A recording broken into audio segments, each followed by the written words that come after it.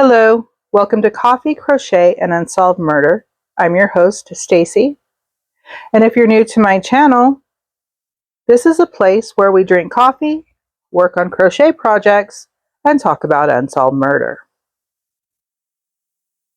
Today's episode takes place in West Hollywood, California, 1944.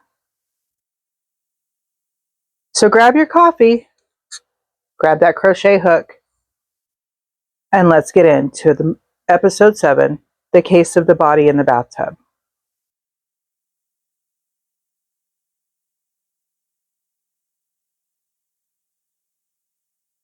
Georgette Elise Bauerdorf was born May 6, 1924, to an oil executive and his wife.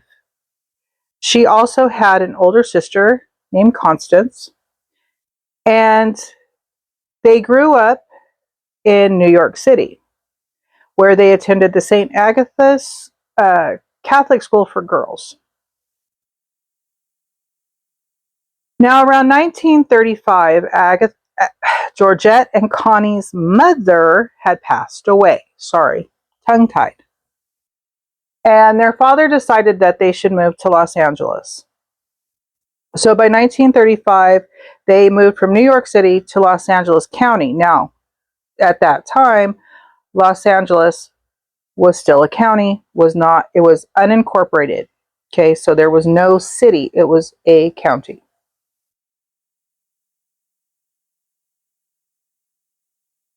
In August of 1944, Georgette was 20 years old. She'd always wanted to be an actress, so she decided to move to West Hollywood.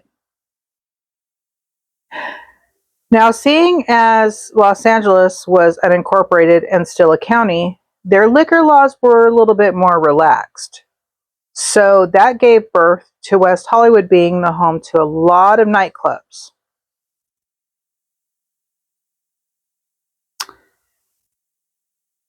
And a lot of celebrities going to said nightclubs. So Georgette rented a small apartment and got a job as a junior hostess at the Hollywood Canteen. She would also volunteer her time dancing with enlisted servicemen who would come to Los Angeles on furlough. A lot of them were from the area, and some were just there to visit on their time away from their duty stations. Some of the nightclubs that were around were the Coconut Grove, Ciro's nightclub, and the Rainbow Bar and Grill. Now, Ciro's and Rainbow are still open today. Okay?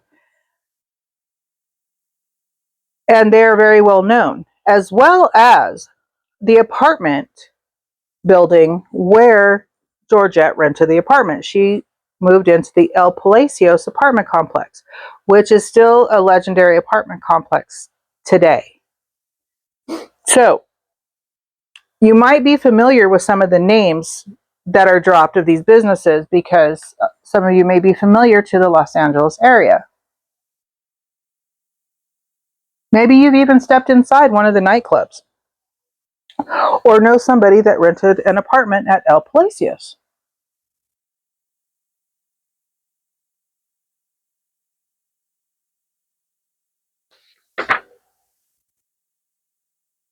Let's jump to October.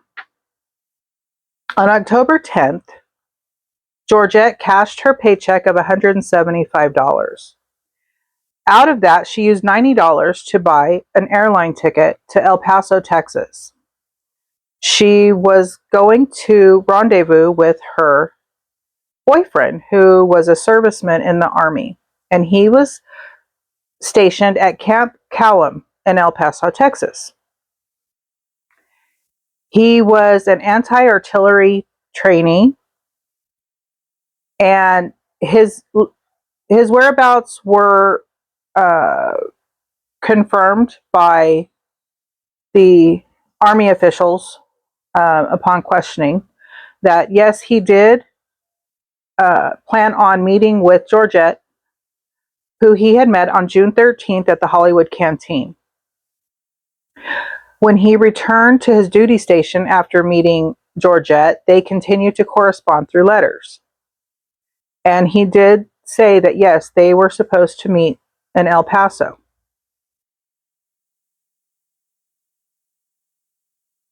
October 11th of 1944,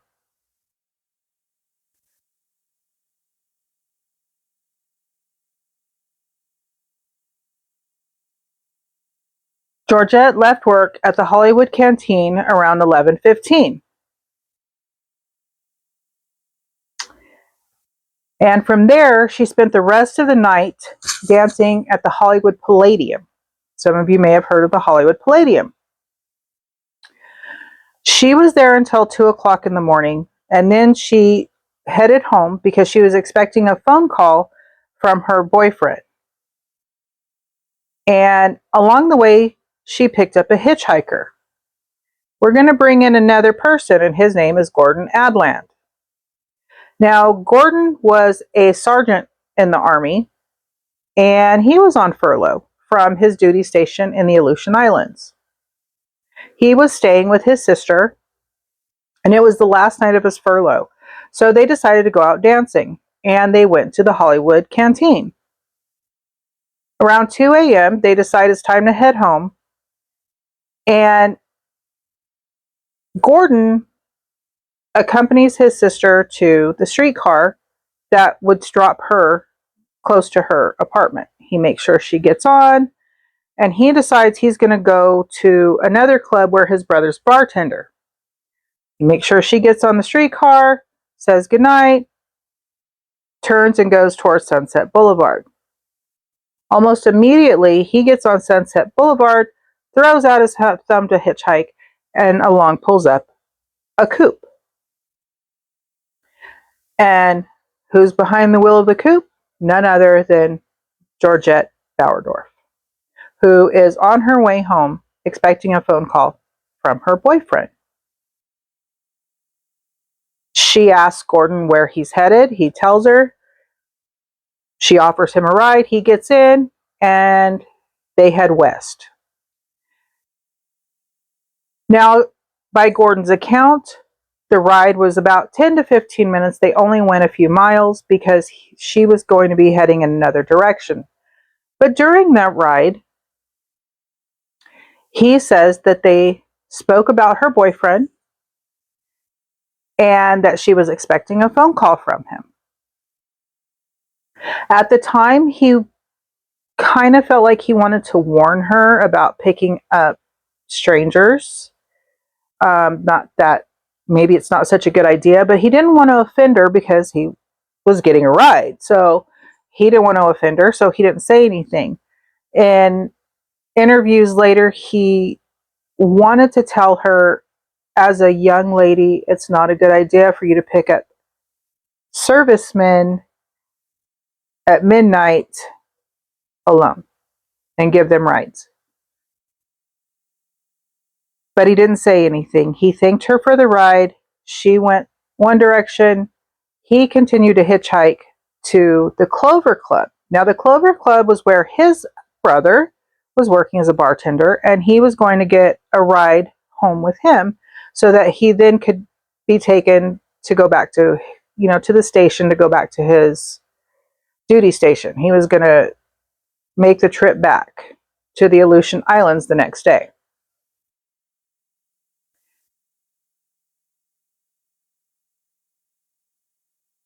That's the last person that they believe saw Georgette Bauerdorf alive.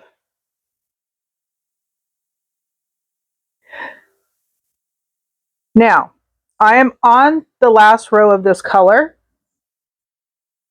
I'm running low on my yarn colors, but I do have about 5 totes that I need to go through to see if I have more colors. I'm kind of a yarn hoarder.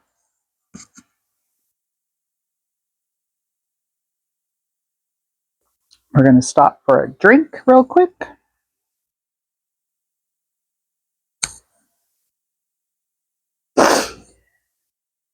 Now, on October 12th, the next day, the custodial staff went to Georgette's apartment and found her body floating face down in an overflowing bathtub.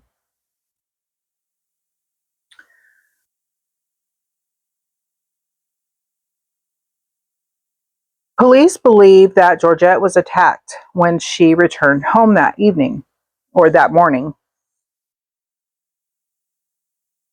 They also believe that the attacker may have been waiting inside the apartment for her when she got home. Now, at the time, it was the Los Angeles County Sheriff's Department, not the Los Angeles Police Department. So LACSD, Los Angeles County Sheriff's Department, investigators believed the killer had unscrewed the light over her door. So there was an automatic light over the apartment doors. Hers was dark. Now, there had a theory that the light was approximately 8 feet high. So they think that whoever was waiting for her used one of her chairs to reach the light to unscrew it. Because the bulb was still there, but the light wasn't on, but the bulb wasn't burnt out. So, do we got that? Light bulb's not burnt out, light's not working because it was unscrewed a couple of turns. They did find fingerprints on the light bulb. And unfortunately, I'm not sure where they went with the fingerprints because I could find nothing whatsoever on if they had, if they even found matches at any time later on. And obviously not because, maybe we would have a solved murder instead of an unsolved murder.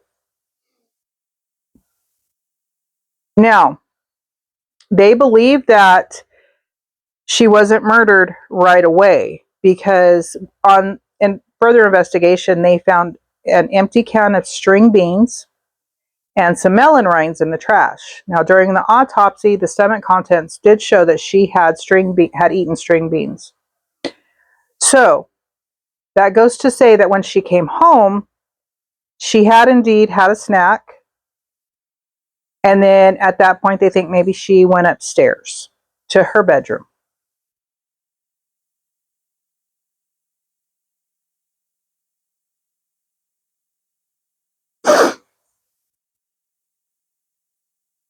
And the time of eating, because of the digestion of the string beans, they say she had consumed them about an hour before she was murdered.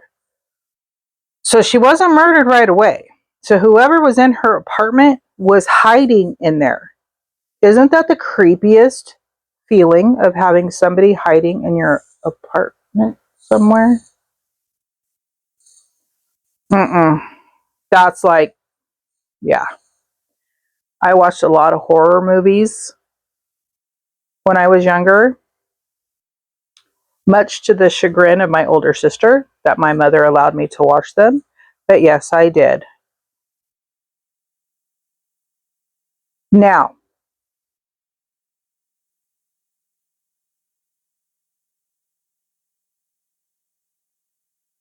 when they were investigating, they found $100 missing, but that was it.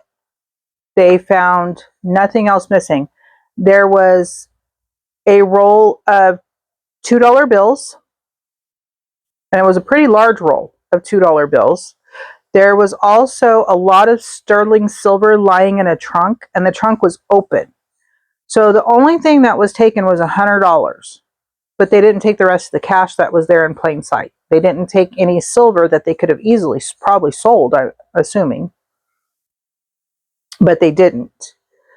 The only other thing missing was the car, her Oldsmobile coupe that she was driving that was registered in her sister's name, but she was the one using it. And that car was missing, and it would later be found with a dent in the fender, and mechanics who looked at it said it looked as if that the car had collided. That car had collided with another car. But it wasn't left there because it was damaged. It had run out of gas. So whoever took the car, when it ran out of gas, they just abandoned it, dumped it. Now, the car was found off of San Pedro and 25th Street. And if anybody is familiar with the Los Angeles area, you probably know about where that was at. I'm not familiar with a lot of the streets in Los Angeles, so I'm not too sure where it's at, but I don't know that it's very far away from the apartment. Now, Georgette was a fighter, and they know this because of the condition of her body when she was during the autopsy. She had put up a fight. They found that she had multiple bruises and scrapes on her body. She'd also been raped. There was a blow to the right side of her head. Her knuckles on her right hand were smashed and bruised, as well as a bruise on her abdomen, and they believe the bruises came from fists. So somebody beat this woman with their hands. Okay? 20-year-old young woman, somebody possibly lying in wait in her apartment. She has a snack. About an hour later, she's beaten and raped and murdered. Ultimately, though, the cause of death, strangulation. They found a wad of some kind of a material. They think it was possibly medical grade material stuffed down her throat. And there was a bruise and imprint of a hand on her right thigh, and they had pushed so hard with their hand that their fingernails left gouges in her skin. So ultimately, they stuffed this medical grade material down her throat so far that it strangled her, and then put her body upside down in the bathtub, but left the water running. Because at that point it was overflowing. So the only thing I can think of is they filled it to the top, put her body in it, and then turned the water off so the water splashed out. But if it was overflowing, I'm assuming that the water was still left on. Maybe it was left on a small amount. I'm not sure. But it was overflowing. Now, during the investigation, one theory was that the killer used a pass key to get inside the apartment, where they waited until she got ready for bed. Another theory was that he rang the doorbell and she went to the doorbell. Went to the door. But they know that she did not take anyone home with her. That was not even something that they said would have happened, because they had witnesses that claimed that she went home alone. Now, they did say there was a possibility that the person was somebody who had given her a ride home previously and then went back to her apartment later on. But that was just still another theory. Those apartments at the time were soundproof, and about 2:30 in the morning, though, her downstairs was morning. One of the neighbors, and I believe it was a downstairs neighbor, said he was woken up by screams and a female yelling, "Stop, stop, you're killing me." Eventually the screaming stopped, and the neighbor, thinking that it was a family argument, went back to sleep.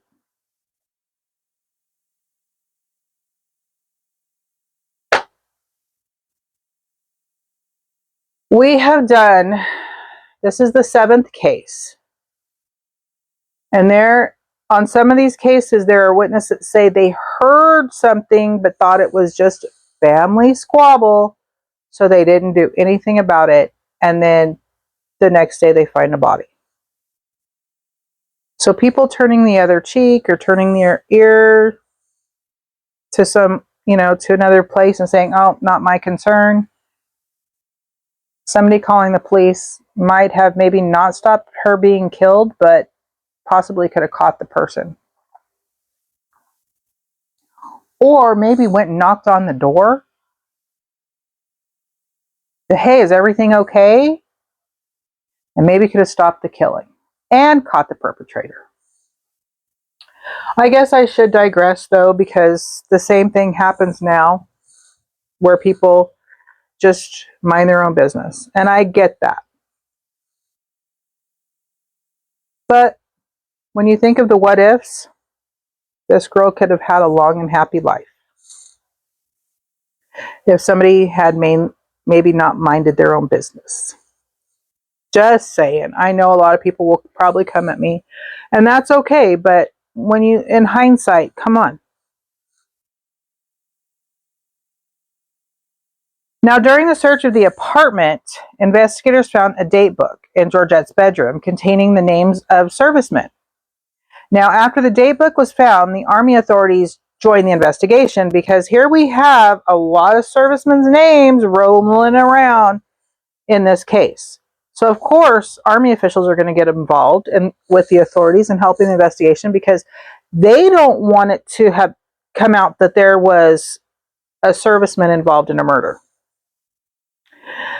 And sometimes it's a good thing when you have multiple agencies working together for the same conclusion. Find out who murdered this poor 20-year-old young girl.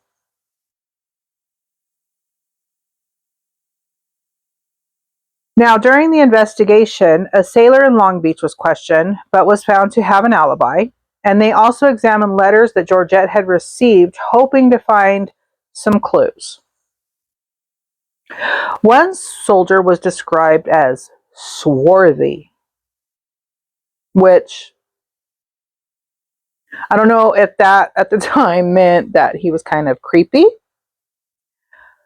but he had been cutting in on all of Georgette's dances on the night of her murder. They searched the USO directory. They searched where they could, but because they wanted to question him, they couldn't find this swarthy 6'3" dark man, like dark-haired man. Eventually, the press released a description of this man, and a serviceman came forward, and his name was Corporal Cosmo Volpe. And he turned himself in to be questioned several days after Georgette's body was found. They found that he had an alibi for the time that she was murdered. And that was it. They took him off as a suspect because they said with his alibi, he couldn't have done it. So he's released. He had his alibi checked out because guess where he was? That's right, ladies and gentlemen. He had checked into his duty station at Lockheed Air Terminal at 11 o'clock the night of the murder. And as we know, she was murdered sometime after 2 a.m. So, Corporal Volpe is in the clear.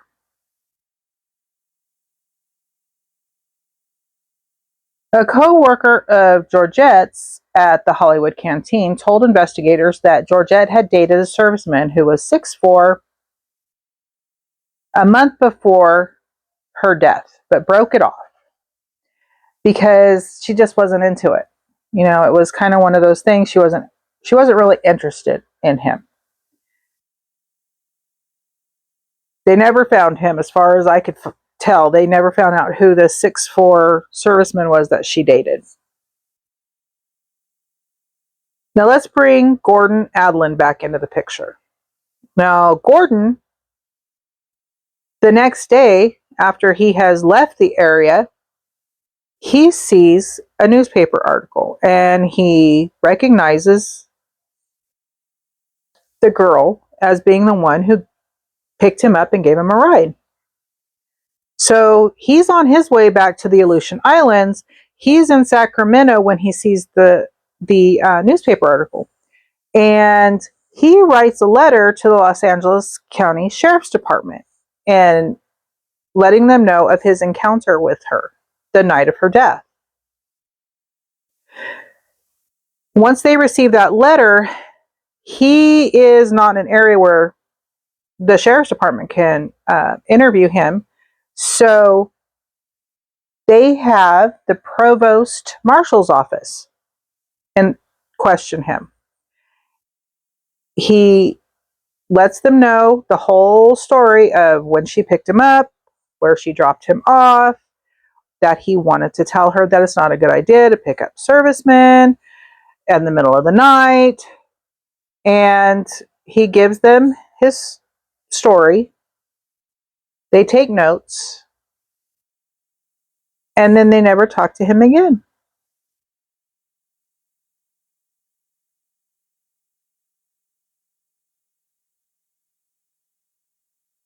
Never again. He's never questioned. He's never asked to go to Los Angeles for more questioning by the Los Angeles County Sheriff's Department. They just take his statement and move along. Now, maybe they felt they didn't have any, like they believed his story. They didn't have any reason not to. So they don't see him as a suspect. So I'm assuming that's why they never spoke to him or questioned him again.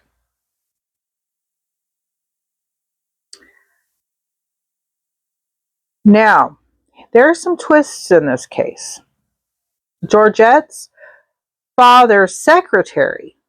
So here we go, it's kind of like a this person's this to this person to this person. So 7 degrees of Kevin Bacon. Anyway, you have Georgette's father's secretary was told investigators that Georgette sometimes asked men to stop by her apartment, but she never entertained them for too long, and she never entertained them alone because of her Catholic education.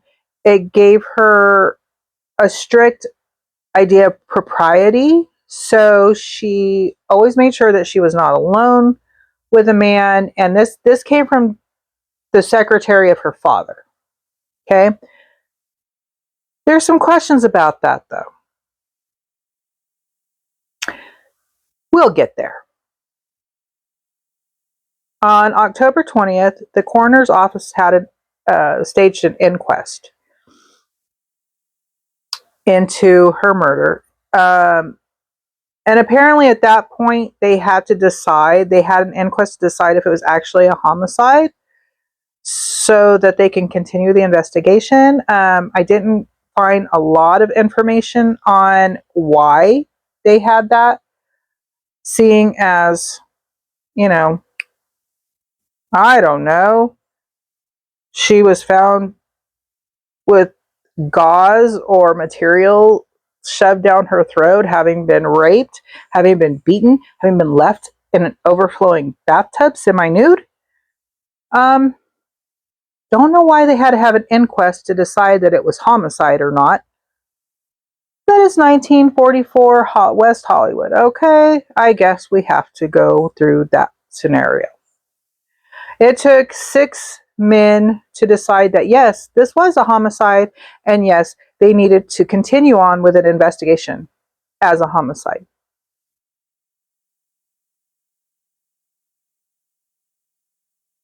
And that's what they did.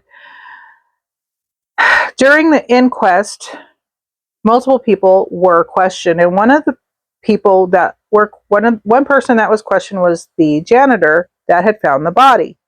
Now, he was with his wife when he found the body, but he did say that the night of the murder, he heard somebody in the hallways, high heels clicking, like walking, like it back and forth. Excuse me. He also heard noise coming from her apartment, like she was walking around in there. He said he later was awakened by a loud crash that came from her apartment. Now, I know they said that these apartments were soundproof, but as somewhere along the way, something had to be loud enough for them to hear some things coming from her apartment, though nobody went to investigate. Now, this all happened around midnight. He's saying he heard walking around in her apartment, he heard a crash. This is at midnight. The other neighbor says, okay, at 2:30 in the morning, I hear screaming, a woman yelling, stop, stop, you're killing me. More screaming, and then eventually there's silence.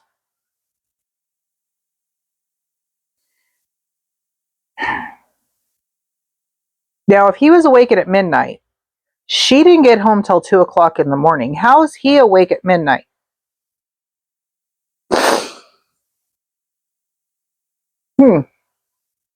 Things that make you go, So that's a question that we maybe can have a conversation about, as how is he awakened at midnight from noises coming from her apartment when she's not home? Remember, she left her job at the Hollywood Canteen at 11:15 p.m., then went to the Hollywood Palladium and was there till 2 o'clock in the morning. And we know this because then she picked up hitchhiker Gordon Adland on her way home. Now, he was with her for about 10 to 15 minutes. So we know she had to have gotten home roughly, depending on where her apartment was, maybe 2:30, 2:45. So we're looking at maybe closer to 3 o'clock in the morning. If she did get home at 2:30, then how did she have ingested string beans and then it was found that she had eaten string beans an hour before she died? So the timeline's not working for me. The timeline of this whole case is not working for me because there are witnesses of times, but then the witnesses of times of hearing the noises from her apartment don't jive with stomach content in the autopsy. They don't jive with the noises that supposedly the janitor heard. The same janitor that found her body along with his wife the next day. We'll talk about these timelines in just a moment. Now, October 12th, the janitor and his wife go into the apartment. They find the body in the bathtub. 2 deputies confirmed that the janitor's story that Georgette was alone before the murder. The janitor also found the light bulb had been unscrewed a couple of times, something he had never seen happen before.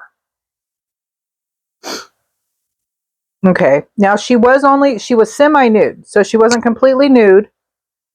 So whoever raped her and put her in the bathtub was probably doing so maybe to get rid of DNA evidence, but DNA wasn't a thing.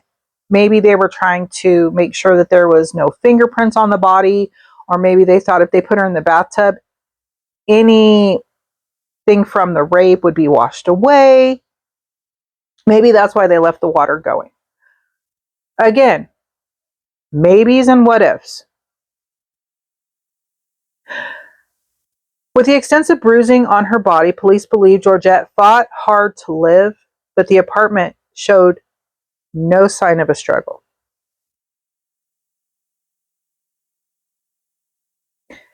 How did she get beaten so bad and raped and fought so hard, but there was no sign of a fight, no sign of a struggle? On October 15th, Georgette's body was shipped by train back to New York, where she was buried in the Bauerdorf family plot on Long Island. So we know that her father was an oil executive. He had friends in high places. One of those friends was William Randolph Hearst. He was a newspaper magnate. Most of you know, in California, Hearst Castle, Patty Hearst, the story of Patty Hearst. Patty Hearst is the daughter, or the granddaughter, of William Randolph Hearst. And William Randolph Hearst was a close friend of Georgette's father. Now, he was a very high-powered man in Los Angeles. He goes to the Los Angeles County Sheriff's Department, or LAPD if they became, at that point, people are, the stories are going back and forth between Sheriff's Department and PD, which at that time, it was still Los Angeles County Sheriff's Department. He went to the investigators, and he urged them to get that investigation closed quickly. Wanted it done fast. They weren't sure of why they wanted it done. However, there was a rumor that the reason why they wanted it closed so quickly, why the family wanted it closed so quickly, is because there was a diary. So remember, we have the date book. So I'm not sure if the date book and the diary are the same thing, but she had written somewhere about her sexual activities, and she had her social and romantic relationships written down.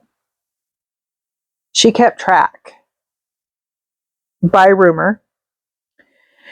And if somebody had been caught and it went to trial, guess what would be public record?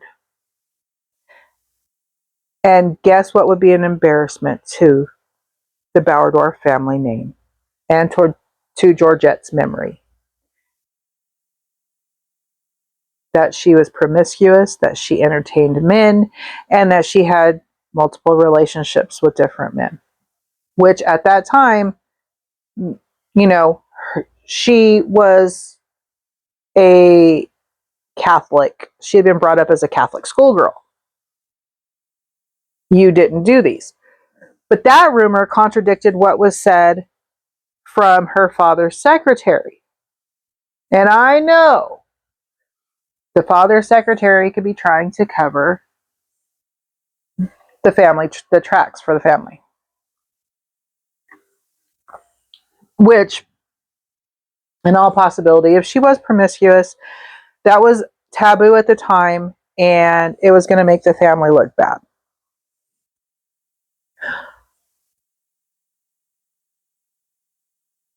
So the investigators, they're believing the janitor's story. And here's what I don't get.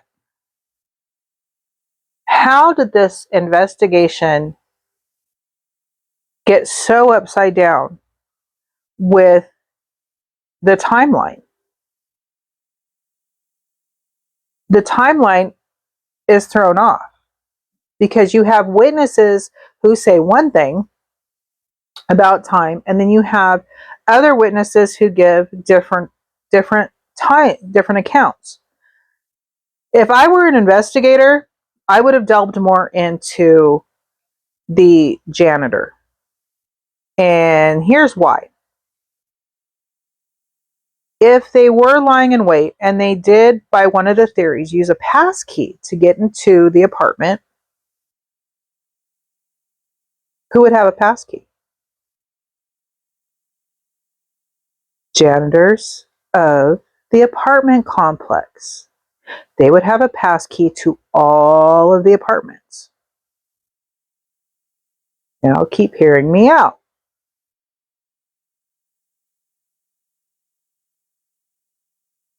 Who would know to unscrew the light bulb, and who found the unscrewed light bulb, which had fingerprints on it? And did they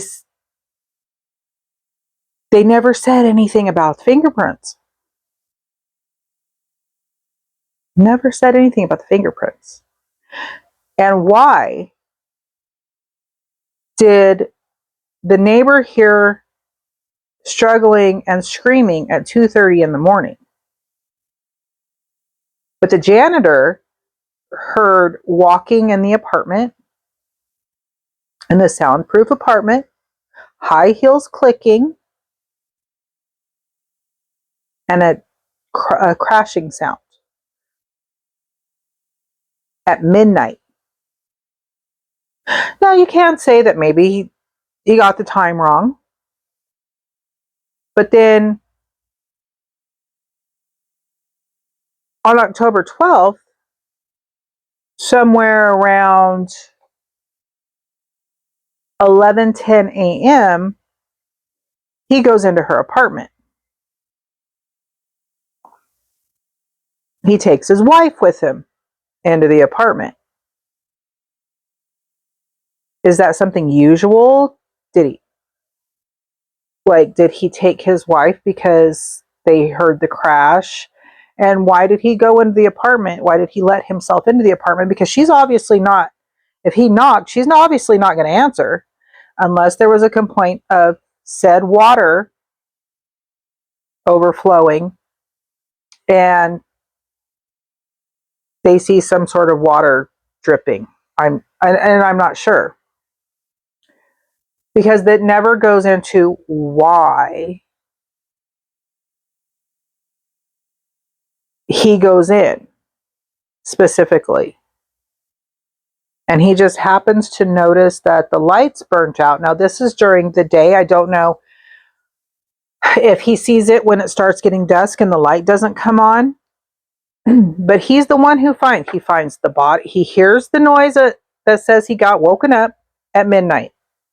Well, first, let me double check my notes. Yes, he hears a loud crash around midnight on October 11th. So then at 11:10 the next morning, he and his wife go into the apartment. So we're talking, what, a few hours later. But why bring your wife with you to check an apartment, even if there's water overflowing and there's, it's coming into a downstairs apartment or whatever the case may be? Why bring your wife with you?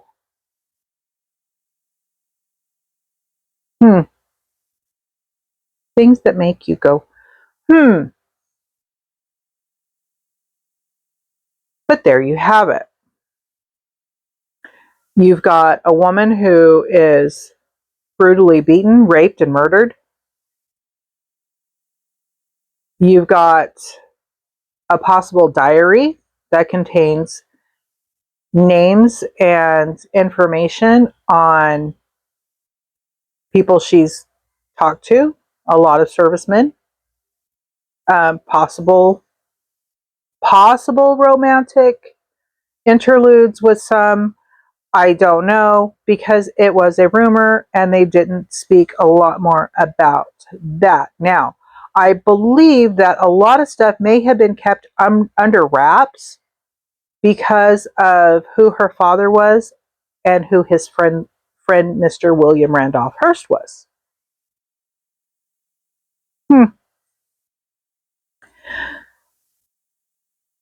Now, around that same time, there were talks of a serial killer in the area.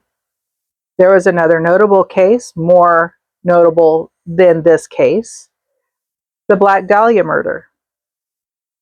Most of you have heard about that, and that's another episode I will cover eventually. But that was around the same time and around the same general area. So, could there have been a serial killer at that time? Yeah, they were around before. They've been around for years.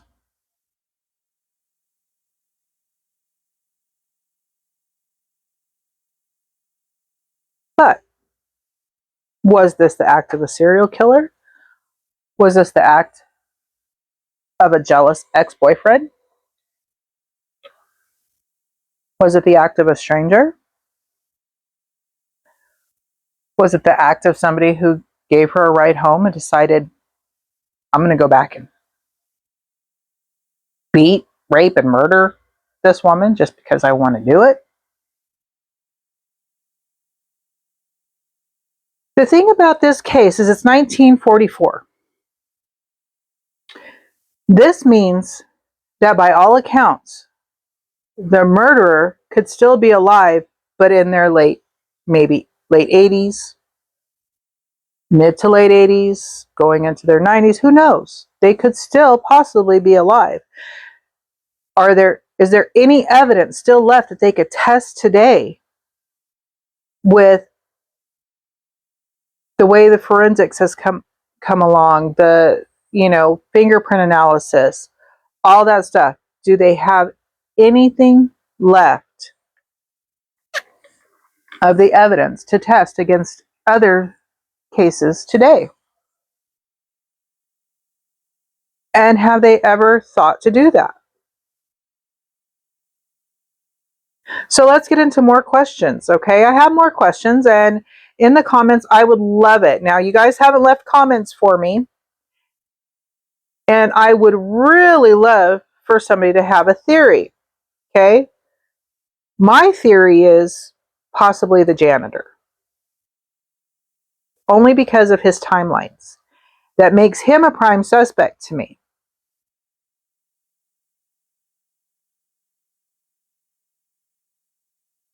One question I have is, did they ever find any evidence in the letters that they went through? They only mentioned the letters that they went through, her letters that she had received. They didn't say whether they had found anything in those letters, if anything popped out in those letters. As far as I could find, they did not release the names of anybody in the books in the date book that she had. Now, whether there was a second diary or if the information was in that date book and if all of those people had been interviewed, we don't know, because I could not find any information other than 2 people being talked to because their name was in that date book.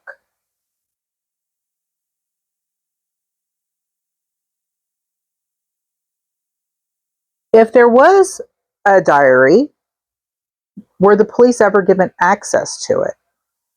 If it was something separate from the date book that they already had.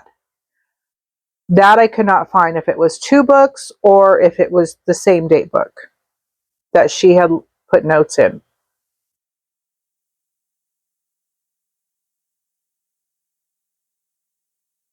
Again, my theory of the janitor possibly being a main suspect still rings for me.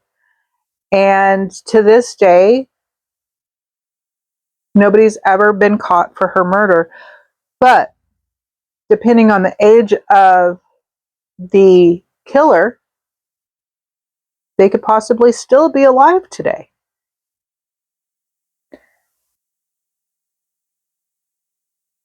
And if they're looking at the Black Dahlia murder as being done by a serial killer, possibly, are they looking into,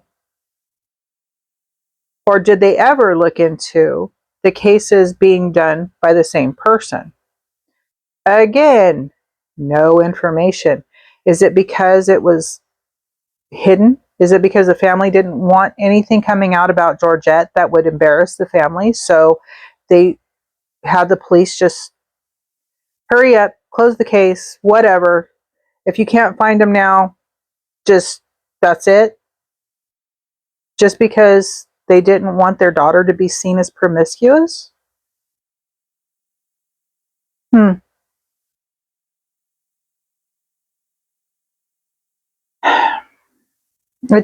I guess it's true in some instances where when your family has money and they have a certain reputation, they'll do anything in their power to keep that reputation from being tarnished. Even pushing for a case to be closed so that nobody finds out the truth about how your child really lived.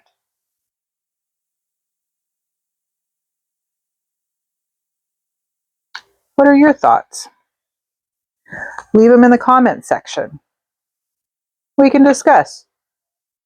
Here's where we are. I decided to add this color as the next row. And here we have our blanket. I'm going on to the next 7 rows of my stitch, of my blanket. That was a story from 1944 West Hollywood. The case of the body in the bathtub, Georgette Elise Bauerdorf. Maybe someday there will be an answer to who murdered this young 20-year-old girl who was an oil heiress and socialite, had her whole life ahead of her, and all she wanted was to be an actress. Dreams cut short by an evil person who snuffed her light out.